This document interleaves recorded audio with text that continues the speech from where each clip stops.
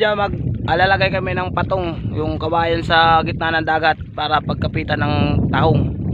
Ayan, nakita naman nyo yan dyan sa likod, yung kawayan naming ilalagay ni Bayan. Si Bayan, yan yung yung kawayan na ilalagay namin sa gitna ng dagat para pagkapitan namin ng tahong at talaba. Ayan, nakita nyo kakasikat ng araw, papasikat pala na yung araw.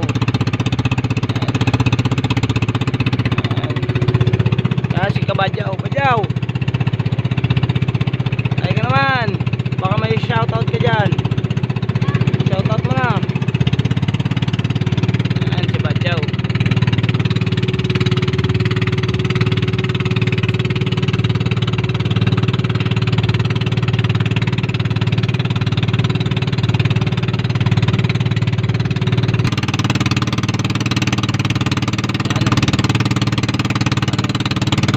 Lahi ng bangka. Sana marami kumapit ng na tahong at talaba dito sa kawayan na to. Meron ako ditong nauna na kawayan, tapos mga bahi ganyan.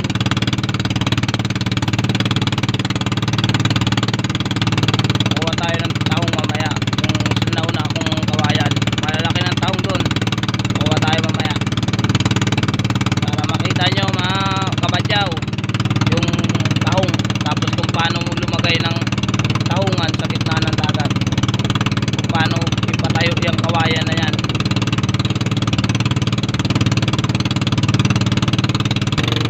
Ayan mga Kabadyaw, pasikat na yung araw. Ang ganda na naman ang sikat ng araw ngayon.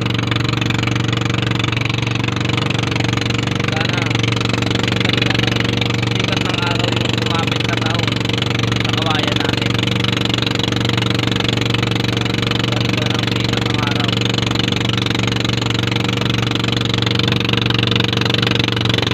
Hirap na hirap yung bangka. Na mga Kabadyaw, malapit na tayo sa tahungan. Ayan, malapit na tayo.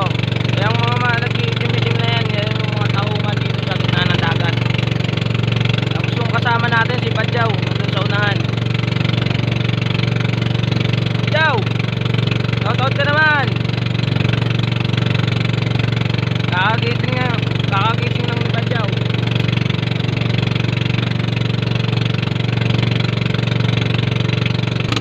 Ang ganda talaga ng sikat ng araw, mga Kabadyaw. Layo na natin. Ayan, dito na tayo sa gitna ng dagat. Ayan yung mga kawayan, saka lagay-lagay na sa mga kawayan ng dagat. Ayan, dyan yung kumakapit yung mga tahong.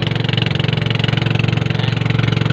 Pero yung sa akin ang layo pa, malayo pa ako, malayo pa sa atin yung lalagyan natin. Yung sa aking tahungan,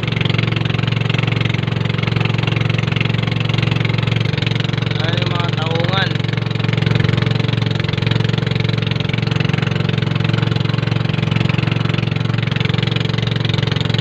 Mga tahungan ng mga taga-kasiguran yan. Shoutout sa mga taga-kasiguran. Yan, yan yung tahungan ni Badyaw. Kay Badyaw yan yung tahungan na yan. Yan, ayan ang aking tahungan. Sa ilalim yan, daming tahong. Disyembre pa yung harvest ko yan. Kasi hindi pa naman masyadong malalaki. Sa ilalim yan, sobrang daming tahong.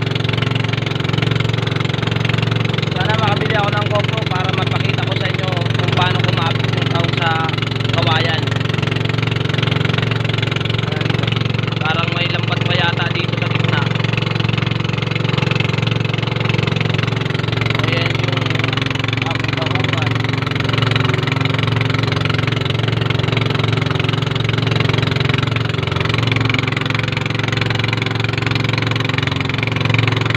Ayan yung aking tahungan, nakasikat pa ng araw.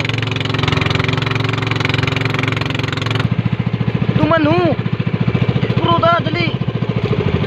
Cebu. Kabila. Bilis. kabadyaw, nagusok na si Payambo. Ayan, tinusok na niya yung kawayan para pagkapitan ng tahong. Ako muna yung nag-video kasi walang magbibideo sa kanila. Ayan, ang hapa niya kanina pero ang liit na lang ngayon. Ayan yung isa nating kasama. Ayan.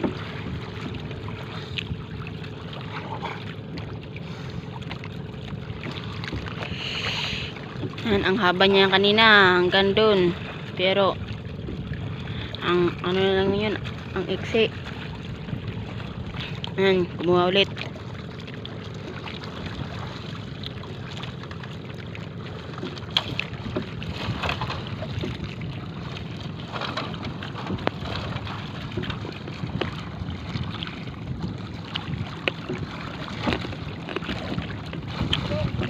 Ang lit naman yan, Payambo.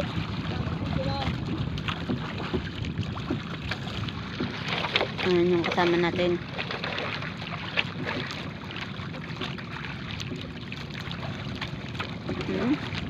Partida nakatayo. Ayan.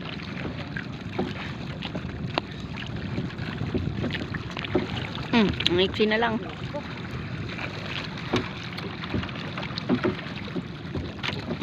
Nawala. Nawala.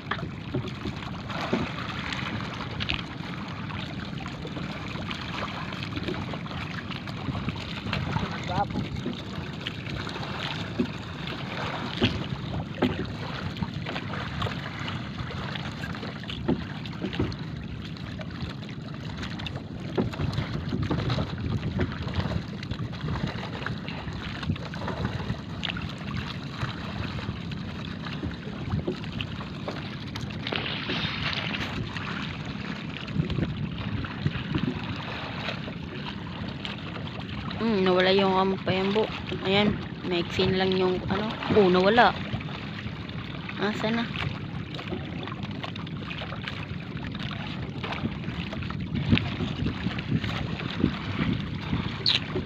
Ang ginaw. Kasi umaga pa lang kami nandito na.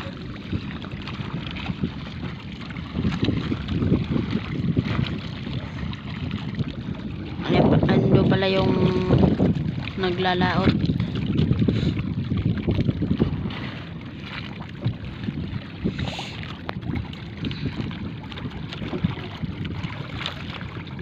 Yan.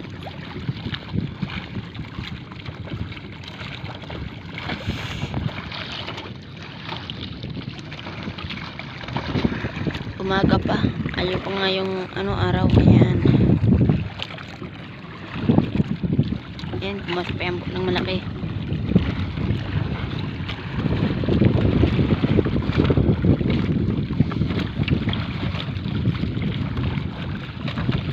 Ayan, kanyang-kaya pa yan po. Ayun.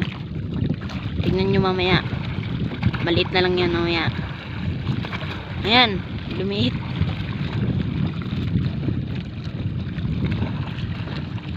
Boom. Nawala. Wala. Ito yung isa. Mahaba yan. Ayan mga kaibigan. Paparating yung editor natin. Ayan.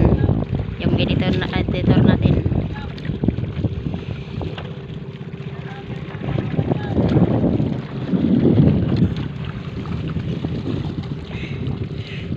Ayan si Pupoy.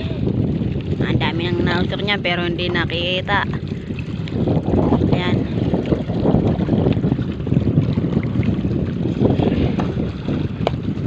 Yung editor natin, ang layo ng paglalautan.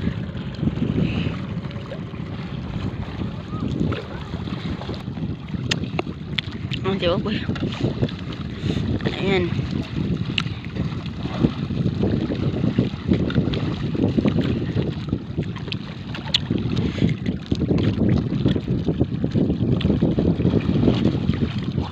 Yung mga malaki muna yung inuuna namin kasi yan yung mahirap usukin. Yung maliliit, ang dali lang yan.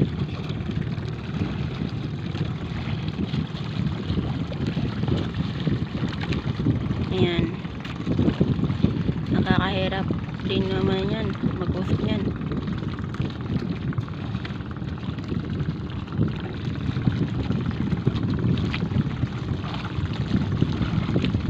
Ayan si Bato, ayan.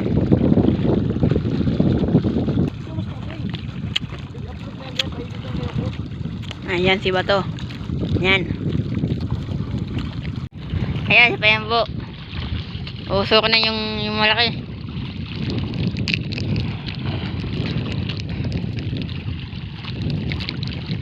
Ayan, nawala.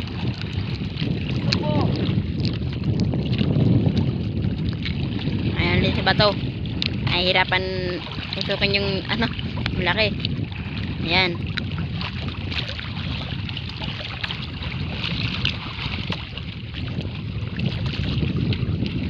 Nahihirapan yung dalawa.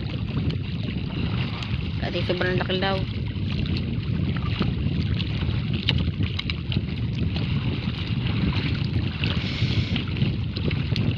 Mga kaibigan, utal-utal pala ako kasi hindi ako marunong mag-Tagalog.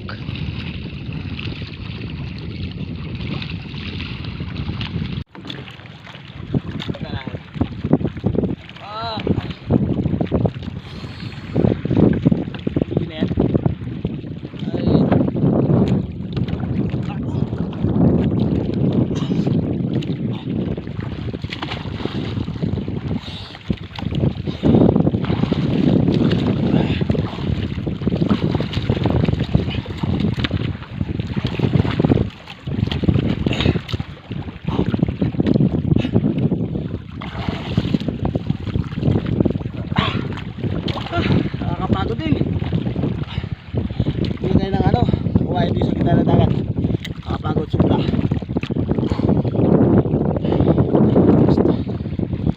Yan mga kabadyaw, tapos na yung 100 piraso.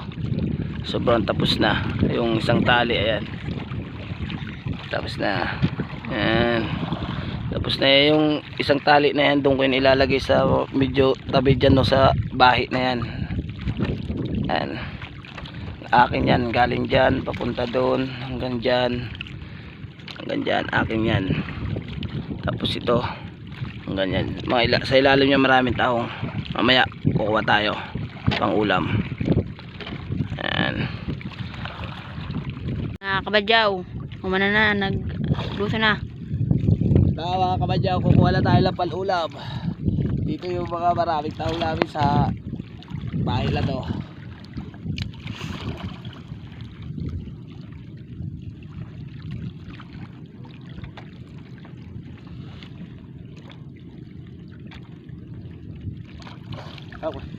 Yan, ang dami. Daming tahong, oh.